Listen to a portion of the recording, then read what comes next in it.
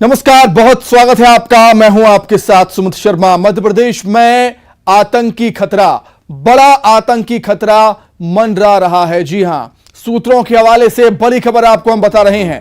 आतंकी संगठनों ने महागठबंधन कर दिया है। सिमी, जेएमबी, सूफा समेत कई आतंकी संगठनों का गठबंधन हुआ है। सूत्रों के हवाले से यह जानकारी निकलकर सामने आ रही है। एमपी में सक्रिय पाकिस्तान आतंकी संगठनों से प्रभावित कई दूसरे आतंकी संगठन भी साथ आए हैं। नक्सलियों के बाद अब आतंकियों ने एमपी को बनाया है सुरक्षित ठिकाना। आतंकियों की एमपी के साथ दूसरे राज्यों को दहलाने की साजिश भी है। एमपी के साथ सेंट्रल की खुफिया एजेंसियां अलर्ट हैं। भोपाल में थाने के बीट स्तर जुटाई जा रही हैं इंटेलिजेंस इनपुट।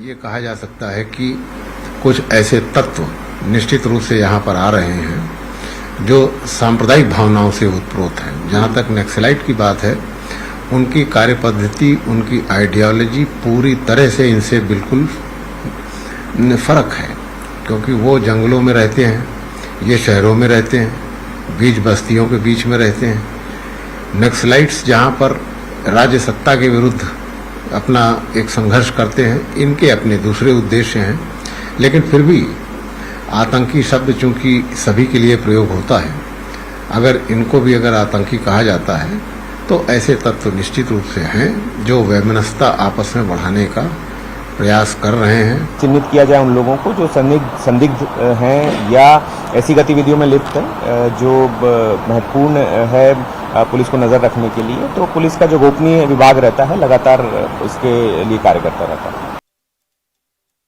मध्य प्रदेश में आतंकी खतरा मंडरा रहा है। जेएमबी, सिमी और सूपा के साथ प्रदेश भर में सक्रिय दूसरे आतंकी संगठन अब एक साथ आ गए हैं। आतंकी संगठन किसी बड़ी वारदात की फिराक में है। यही कारण है कि मध्य प्रदेश ही नहीं बल्कि केंद्र की खुफिया एजेंसी अलर्ट पर है।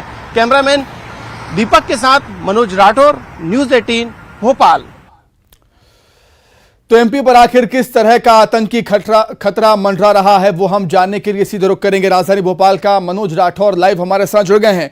मनोज, शांति का टापू कहे जाने वाले मध्य प्रदेश से अगर ऐसी खबर सामने आती है तो चिंता का विषय। जी बिल्कुल, क्योंकि जिस तरीके से पिछले 2 से 3 महीनों में जो घटनाक्रम सामने निकल कर आए, चाहे वो हम सिमी को लेकर कहें या फिर जेएमबी आतंकी संगठन को लेकर कहें, भोपाल से उनकी गिरफ्तारी भी उनके सदस्यों की हुई थी। इसके अलावा रतलाम से सूफा आतंकी के तार जुड़े थे। तो लगातार जो मूवमेंट सामने आया, उसके बाद अचानक जो है एनआईए को अपना दफ्तर यहाँ पे परमानेंट खोलना पड़ रहा है। तो ऐसे में जो अभी स्थिति बनी है उसके लिहाज से जो सूत्रों के हवाले से खबर है, जितने भी चाहे वो सिमी के हों, जेएमबी के आतंकी संगठन हो, उनसे जो विचारधारा से उनके प्रभावित हैं, ऐसे लोगों को आइडेंटिफाई करके उनसे लगातार पूछताछ करने का काम किया जा रहा है। पुलिस मुख्यालय स्तर से निर्देश भी जारी थाना स्तर पर कर दिए गए हैं। वहाँ पर लगातार बीट स्तर तक जो है पुलिस अधिकारी कर्मचारी जाके ऐसे संदिग्ध लोगों की तलाशी कर रहे हैं, ऐसे संदिग्ध लोगों से पूछताछ कर रहे हैं। नेटवर्क को खंगालने की कोशिश की जा रही है। खुफिया एजेंसी लगातार इस बात को पता लगाने की कोशिश कर रहे हैं कि आखिरकार जो नेटवर्क अभी पूरे मध्य प्रदेश में बना है, खास तौर से भोपाल, इंदौर, जबलपुर, ग्वालियर, बड़े शहरों के अलावा खंडवा के अलावा जो भी सेंसिटिव इलाके हैं, वहाँ पर इस तरीके की सक्रियता देखी गई। यही कारण है कि मध्य प्रदेश का इंटेलिजेंस तो अलर्ट पर है ही है। इसके अलावा केंद्र के तमाम एजेंसी भी लगातार इस पर नजर बनाए हुए हैं। तो जिस तरीके से सूत्रों के हवाले से खबर है, अलर्ट पर होना भी बेहद जरूरी है। मनोज, बहुत धन्यवाद आपका जुड़ने के लिए, तमाम बातचीत के लिए आपका बहुत शुक्रिया। चलिए आगे बढ़ते हैं। सीएम शिवराज की सुबह सवेरे होने वाली कसरत का दायरा अब बढ़ने लगा है। मुख्यमंत्री ने अफसरों के साथ अब मंत्रियों को भी बैठक में शामिल करना शुरू कर दिया है। लगातार दूसरे दिन मुख्यमंत्री ने 2 जिलों की शोभा एक्सरसाइज की। मुख्यमंत्री ने भिंड और सीधी जिले के अफसर, वहां के मंत्रियों, प्रभारी मंत्रियों के साथ बैठक कर जरूरी दिशा निर्देश जारी किए हैं। सीएम शिवराज की मॉर्निंग कसरत में जिला प्रशासन के अफसर समेत मंत्री अरविंद भदौरिया, प्रभारी मंत्री गोविंद सिंह राजपूत और मीना सिंह वर्चुअली तरीके से जुड़े हुए थे। बुलडोजर मामा की छवि बनाने के बाद सीएम शिवराज अब मॉर्निंग एक्सरसाइज के जरिए अपने मंत्रिमंडल के सदस्यों और अफसरों को फुल टाइम अलर्ट लेने का संदेश देते हुए नजर आ रहे हैं।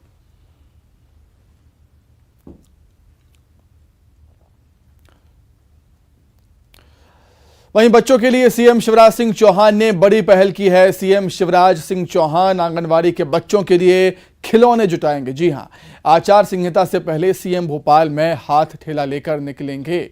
इस दौरान लोगों से सीएम आंगनवाड़ी केंद्रों के खिलौने दान करने की अपील करेंगे। शिवराज ने विधायक, मंत्रियों और सक्षम लोगों से एक आंगनवाड़ी केंद्र को गोद लेने की अपील भी की। मैं भोपाल में निकलने वाला हूं बच्चों के लिए खिलौने इकट्ठा करने, हाथ ठेला लेके आंगनवाड़ी के लिए। ये मेरा एक मिशन है लोगों को जोड़ने का कि हमारे बच्चे कुपोषित क्यों रहे। अभी आंगनवाड़ी कार्यकर्ता अकेले की ड्यूटी थोड़ी कि कुपोषण से मुक्त कर दें। समाज में अवेयरनेस आना चाहिए। मैंने अपने क्षेत्र में आह्वान किया किसानों से कि फसल आई है, आंगनवाड़ी में कुछ गेहूं दे दो या जो और फसल है। कई जगह लोगों ने भर दी आंगनवाड़ियाँ, किसी ने 50 किलो, किसी ने 25 किलो, कोई कमी नहीं रही, इतना पोषण आहार आ गया। सरकार और पोषण आहार वो एक पक्ष है, लेकिन जन भागीदारी जुटाना और लोगों के मन में ये तड़प पैदा करना कि हमारे बच्चे कुपोषित नहीं रहेंगे, वो दूसरा पक्ष है। और आंगनवाड़ी में जिन चीज़ों की ज़रूरत है, कई बार खिलौने की ज़रूरत है, मैंने तय किया है कि मैं भोपाल में आज तारीख तय कर रहा हूँ, मैं खुद हाथ ठेला लेके निकलूंगा और कहूँगा बच्चों के लिए खिलौने दो। ये अवेयरनेस क्रिएट करके। वहीं प्रदेश कांग्रेस अध्यक्ष कमलनाथ ने सीएम के खिलौने जुटाने को नाटक करार दिया है। कमलनाथ का कहना था कि सीएम मुंबई से ट्रेनिंग लेकर आते हैं और यहां पर नाटक करते हैं। सुनिए आप भी क्या कहा कमलनाथ। निकल रहे हैं, खिलौने बांटेंगे, वो खिलौने इकट्ठे करेंगे आंगनबाड़ी केंद्रों के लिए। सब नाटक, जितना नाटक कर सकते हैं वो सीख के आते हैं मुंबई से, कैसा नाटक किया जाए, और वो नाटक यहाँ क्या करते हैं। वहीं पूर्व सीएम दिग्विजय सिंह ने पीसीसी में पंचायत प्रकोष्ठ के सम्मेलन में बोलते हुए कहा कि कांग्रेस सरकार में लागू 27% ओबीसी आरक्षण पिछले चुनाव तक लागू रहा। बीजेपी सरकार चाहती थी कि पंचायत चुनाव ना हो। उधर दिग्विजय सिंह के आरोपों पर मंत्री भूपेंद्र सिंह ने पलटवार किया। भूपेंद्र सिंह का कहना था कि दिग्विजय सिंह के शासनकाल में खरीद फरोख्त होती होगी। साथ ही कांग्रेस पर तंज कसते हुए कहा कि कांग्रेस को हार का डर सता रहा है।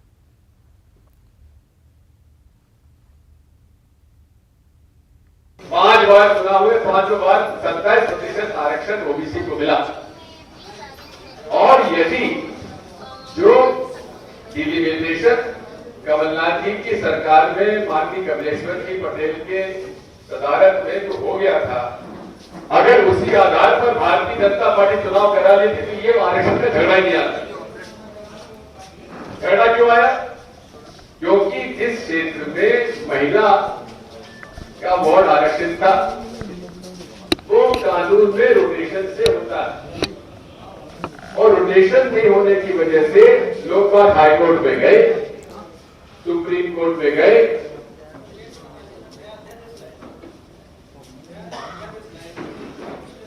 बात वही है, ये लोग चाहते थे कि सरकार चुनाव ना कराए, पेचीदगियां में उलझी रहे पंचायती राज, और वही हुआ।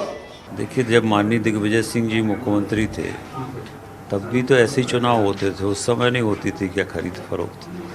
तो इसलिए कोई भी बात कहने के पहले व्यक्ति को अपने बारे में आत्मचिंतन करना चाहिए कि आपने स्वयं ने क्या किया, और इसलिए इन सब बातों का कोई मतलब नहीं है। चुनाव में आए, लड़ें, और भारतीय जनता पार्टी पूरी तरह से तैयार है। और आज अगर ओबीसी आरक्षण के साथ चुनाव हो रहे हैं तो इसका सारा श्रेय हमारे मुख्यमंत्री माननीय शिवराज जी को और सरकार को, पार्टी को जाता है, जिसके कारण ये ऐतिहासिक निर्णय हुआ है। वहीं पंचायती राज प्रकोष्ठ के सम्मेलन में कमलनाथ ने कहा कि कांग्रेस का मुकाबला बीजेपी से नहीं बल्कि उसके संगठन से है, क्योंकि अगर कोई कांग्रेस को हराएगा तो बीजेपी का संगठन हराएगा। कांग्रेस का हर कार्यकर्ता कमर कस ले तो कांग्रेस को कोई नहीं हरा सकता। कमलनाथ ने बीजेपी पर हिंसा फैलाने का आरोप भी लगाया।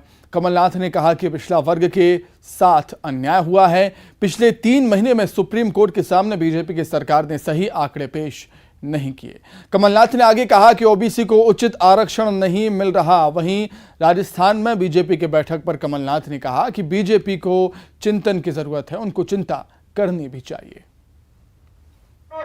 और आज हमारा मुकाबला भारतीय जनता पार्टी से केवल नहीं है, हमारा मुकाबला भारतीय जनता पार्टी के संगठन से है। हमारी हार होगी, भाजपा हमें नहीं हराएगी, उनका संगठन हराएगा। ये तो करवा ही नहीं थे चुनाव बिना आरक्षण के।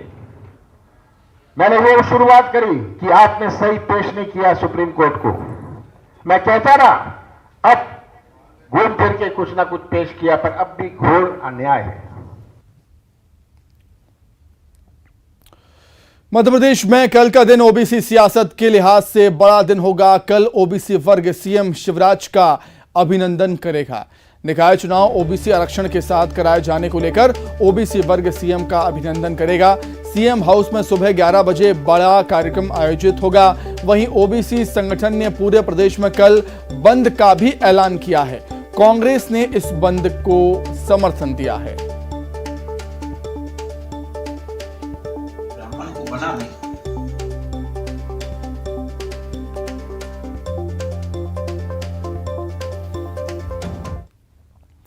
वहीं जयपुर मंथर में बीजेपी के राष्ट्रीय अध्यक्ष जेपी नड्डा ने एमपी के बीजेपी संगठन की जमकर तारीफ की। जयपुर में एमपी के बूथ विस्तारक अभियान का प्रेजेंटेशन हुआ। अभियान की सफलता को देखते हुए अब बीजेपी पूरे देश में इसे लागू भी करेगी।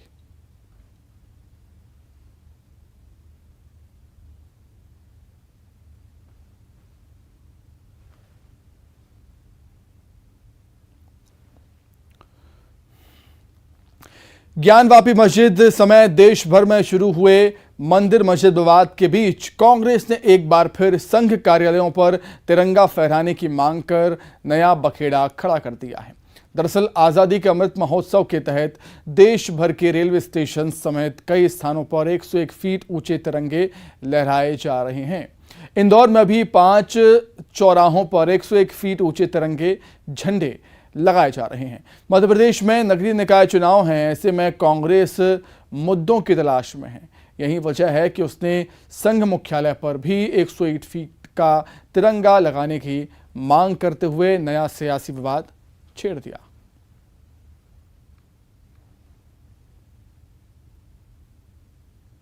मातृ संस्था में लगाएं, जनता को यकीन हो कि आप तिरंगे का दिल से सम्मान कर रहे हैं। आप चौराहे पे तिरंगा लगा के छोड़ रहे हैं, वहां कोई जनगणमन नहीं होता, वहां वैसा सम्मान नहीं होता है, सिर्फ आप दिखावा कर रहे हैं। कांग्रेस के कार्यालय में तो शुरू से तिरंगे लगते आए हैं, वो लगातार हमारा जो झंडा है वो हमेशा रहता है। हर कार्यालय में तिरंगा मौजूद है हमारे यहाँ, लेकिन आरएसएस के कार्यालय में नहीं है। मेरी तो चुनौती है भारतीय जनता पार्टी को कि इंदौर के आरएसएस कार्यालय में, नागपुर के आरएसएस कार्यालय में गडकरी जी खुद 100 फीट ऊंचा तिरंगा लगाएं, हम उनका स्वागत करेंगे। कांग्रेस पार्टी के मित्रों की अकल पर पत्थर पड़ा हुआ है। राष्ट्रीय स्वयंसेवक संघ के कार्यालय पर निश्चित रूप से तिरंगा लगता है और प्रत्येक 15 अगस्त और 26 जनवरी को गणतंत्र दिवस और स्वतंत्रता दिवस पर वहां पर ध्वजारोहण और ध्वज आरोहण और ध्वज वंदना का कार्यक्रम भी होता है। अब कांग्रेस पार्टी के मित्रों का ये आरोप तो मुझे लग रहा है कि बहुत पुराना आरोप है और इसमें कोई दम नहीं है। अशोकनगर में केंद्रीय मंत्री ज्योतिरादित्य सिंधिया ने अपने भाषण के दौरान लोगों को गर्मी से बचने का नुस्खा बताया। सिंधिया ने लोगों को देसी अंदाज में रहने की सलाह दी और बताया कि मैं भी, मतलब सिंधिया जी भी सुबह 5 बजे उठकर खेत में जाते थे और सिर पर तौलिया लपेटकर और जेब में प्याज रखकर निकल पड़ते थे। केंद्रीय मंत्री ने कहा कि मैं तो आज भी जेब में प्याज रखकर भगवान के सहारे दौरे पर निकलता हूं। और सिर के ऊपर दुपट्टा लपटते के साथ खरगोन से बड़ी खबर है, लक्ष्मी मुछाल को आशीर्वाद देंगे सीएम शिवराज। जी हां, लक्ष्मी मुछाल को शादी की बधाई देंगे सीएम। वर्चुअली रूप से जुड़कर आशीर्वाद देंगे सीएम शिवराज। आशीर्वाद समारोह स्थल पर बड़ी एलईडी लगाई गई है। लक्ष्मी को गिफ्ट में एक्टिवा और वॉशिंग मशीन भी मिलेगी। दुल्हन और परिजन से बातचीत भी करेंगे सीएम। शादी समारोह में शामिल होंगे वर्चुअली।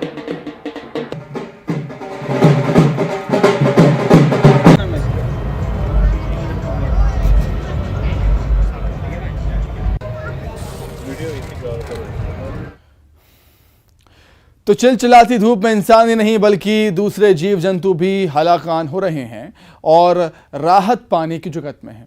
ऐसा ही एक मामला बैतूल की मुल्ताई तहसील के सर्रा गांव से सामने आया, जहां एक कोबरा सांप ठंडे पानी में मजे से स्नान करते हुए देखा गया।